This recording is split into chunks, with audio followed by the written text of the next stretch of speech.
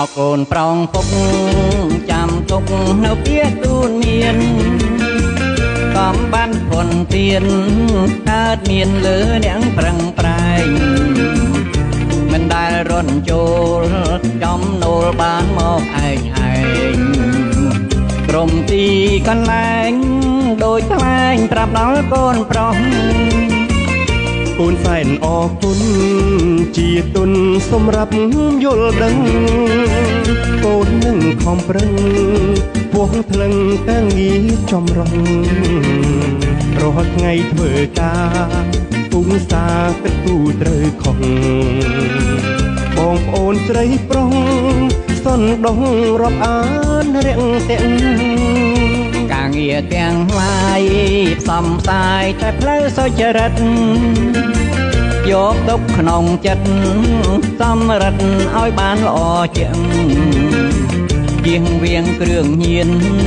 កោះគៀនកុំនៅពាន់ពាក់មនុស្សច្រើនលៀនអ្នក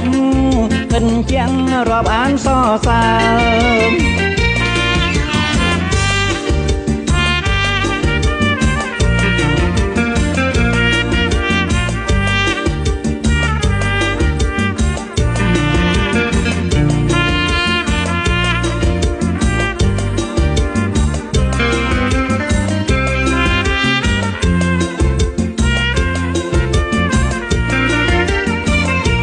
កូនប្រុសពុក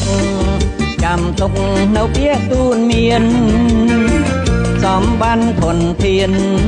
កើតមានលើអ្នកប្រឹងប្រែងមិនដែលរត់ចូលចំនូលបានមកឯង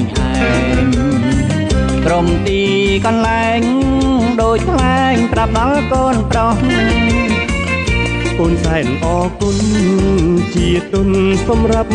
យល់ដឹងកូននឹងខំប្រឹង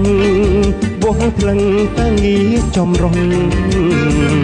រាល់ថ្ងៃធ្វើការឧស្សាហ៍គិតគូរត្រូវខុស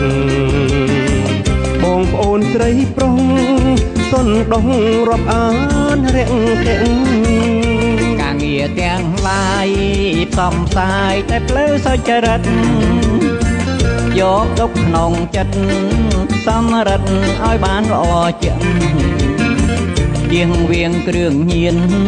កោះគៀនកុំនៅពាន់ពាក់មនុស្សច្រើនលៀនអ្នកគិនជាងរាប់អានសរសើរបងប្អូនខ្ញុំលើកឲ្យផ្ទាល់បងប្អូនសាខានេះហេងនិយាយមែនតើណា